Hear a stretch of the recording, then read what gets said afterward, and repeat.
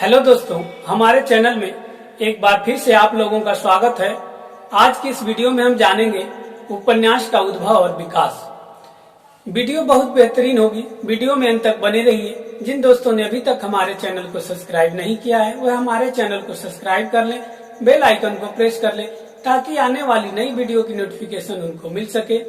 दोस्तों देखिए, उपन्यास का प्रारंभ अंग्रेजी और बंगला साहित्य के आधार पर बताया जाता है और हिंदी के प्रारंभिक जो भी उपन्यास है वो इन्हीं भाषाओं का अनुवाद है।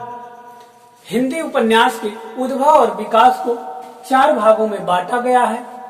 पहला भाग है भारतेंदु युग, जिसका समय काल है 1850 से 1915 ईस्वी तक। दूसरा भाग है प्रेमचंद युग, जिसका समय काल है 1916 ईस्वी से 1936 ईस्वी तक। और तीसरा भाग है प्रेमचंदोत्तर युग, जिसका समय काल है 1936 ईस्वी से 1960 ईस्वी तक। और चौथा भाग है आधुनिक, जिसका समय काल है 1960 के बाद का। अब आइए जानते हैं पहले भाग भारतेंदु युग के बारे में कि भारतेंदु युग में उपन्यास का विकास किस प्रकार हुआ। देखिए, भारतेंदु युग में उपन्यास का प्रारंभ हो चुका था और हिंदी का प्रथम मौलिक उपन्यास लाला श्रीनिवास दास द्वारा रचित परीक्षा गुरु को माना जाता है, जबकि कुछ विद्वान भाग्यवती को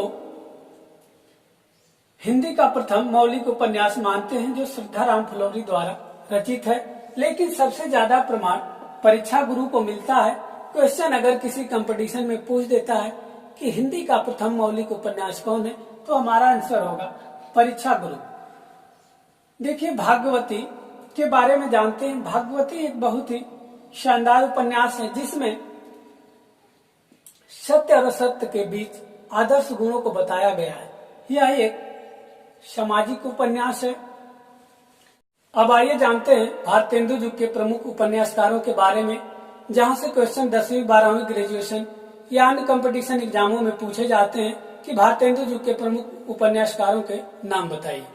तो देखिए, इसमें सबसे पहले उपन्यासकार है लाला श्रीनिवास दास, जिनका उपन्यास है परीक्षा गुरु। हमने बताया था कि परीक्षा गुरु हिंदी का प्रथम मौलिक उपन्यास है। उसके बाद दूसरे नंबर पे है श्रद्धाराम फिलौरी द्वारा रचित भाग्यवती। यह एक सामाजिक उपन्यास है। इसमें सत्य असत्य के बीच आदर्श गुणों को बताया गया है। उसके बाद है बालकृष्ण भट्ट। इनका उपन्यास है न्यूटन ब्रह्मचारी 100 अजान एक सुजान। बहुत ही इंपॉर्टेंट उपन्यास है इनका। उसके बाद अगले नंबर पर है भारतेंदु हरिश्चंद्र। इनके उपन्यास है पूर्ण प्रकाश और चंद्र प्रभा। इसके बाद है देवकी नंदन खत्री। इनका उपन्यास है चंद्रकांता। बहुत ही इंपॉर्टेंट उपन्यास है, जो लगभग सभी कंपटीशनों में पूछा जा चुका है, चंद्रकांता। आगे है नरेंद्र मोहिनी, वीरेंद्र वीर, कटोरा भर खून, कुसुम कुमारी, भूतनाथ। भूतनाथ भी बहुत इंपॉर्टेंट उपन्यास है देवकी नंदन खत्री का। उसके बाद अगले उपन्यासकार है किशोरी लाल गोस्वामी और इनका प्रमुख उपन्यास है लवंगता, माधवी माधव। इसके बाद उपन्यासकार है अयोध्या सिंह उपाध्याय और हरिऔध। इनका प्रसिद्ध उपन्यास है ठेठ हिंदी का ठाठ और अधिक खिला फूल। ये भारतेंदु युग के प्रमुख उपन्यासकार हैं। अब आइए जानते हैं दूसरे युग प्रेमचंद युग के बारे में। देखिए, प्रेमचंद जी ने हिंदी उपन्यासों को जासूसी और तिलस्मी के दलदल से बाहर निकाला और उन्होंने उपन्यास के क्षेत्र में बहुत महत्वपूर्ण परिवर्तन किए। प्रेमचंद जी ने महलों से लेकर खेत खलिहानों पर अपना ध्यान लगाया और लगभग सभी प्रकार के उपन्यासों की रचना किए। तो आइए जानते हैं प्रेमचंद युग के प्रमुख उपन्यासकारों के बारे में। देखिए, प्रेमचंद जी के प्रमुख उपन्यासकार हैं, जिसमें प्रेमचंद का पहला स्थान है। प्रेमचंद को हिंदी उपन्यास का सम्राट कहा जाता है। इन्होंने लगभग 11 उपन्यासों की रचना की है और सभी प्रकार के उपन्यासों की रचना की है। तो आइए जानते हैं प्रेमचंद जी के उपन्यासों को।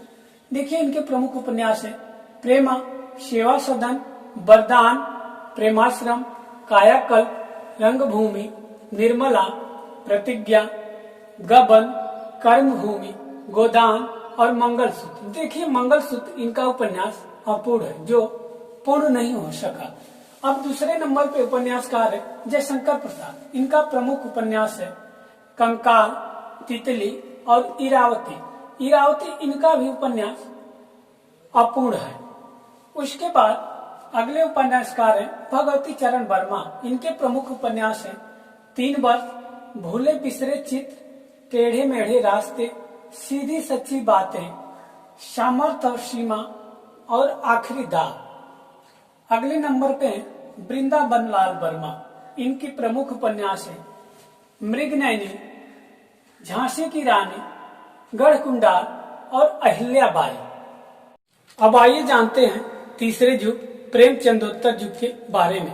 देखिए प्रेमचंद युग के बाद प्रेमचंदोत्तर युग में बहुत अधिक परिवर्तन दिखाई दिया और ये परिवर्तन लाने वाले प्रमुख उपन्यासकार थे इलाईचंद जोशी, जैनेन्द्र कुमार, यशपाल शर्मा, अज्ञेय और हजारी प्रसाद।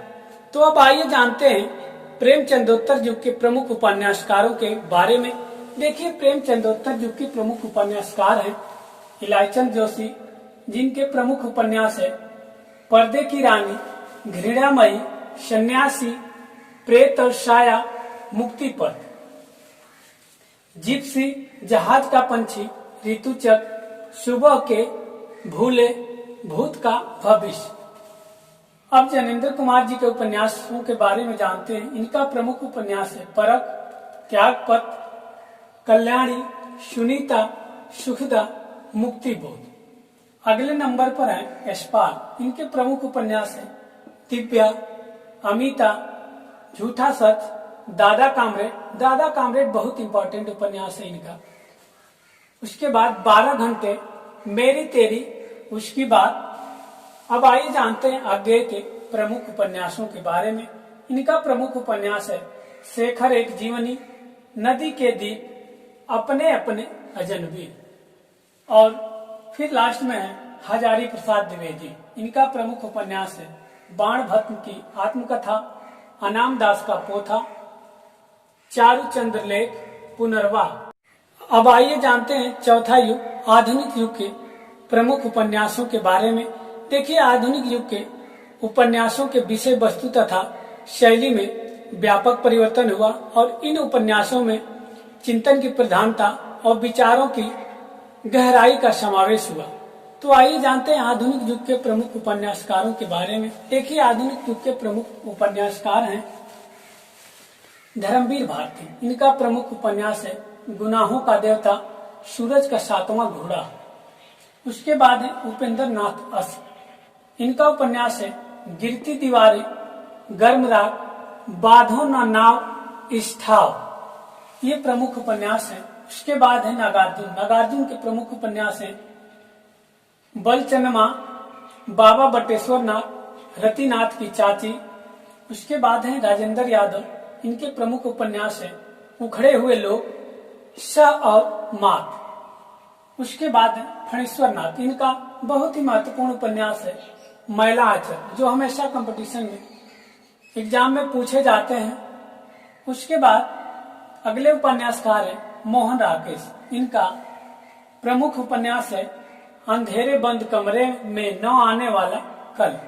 अंधेरे बंद कमरे में न आने वाला कल, नीली बाहों की रोशनी में, कांपता हुआ दरिया, कई एक, अकेले और अंतराल। तो दोस्तों आपको हमारी वीडियो कैसी लगी? अगर वीडियो अच्छी लगी हो तो वीडियो को लाइक एंड शेयर करिए, चैनल को सब्सक्राइब करिए। धन्यवाद।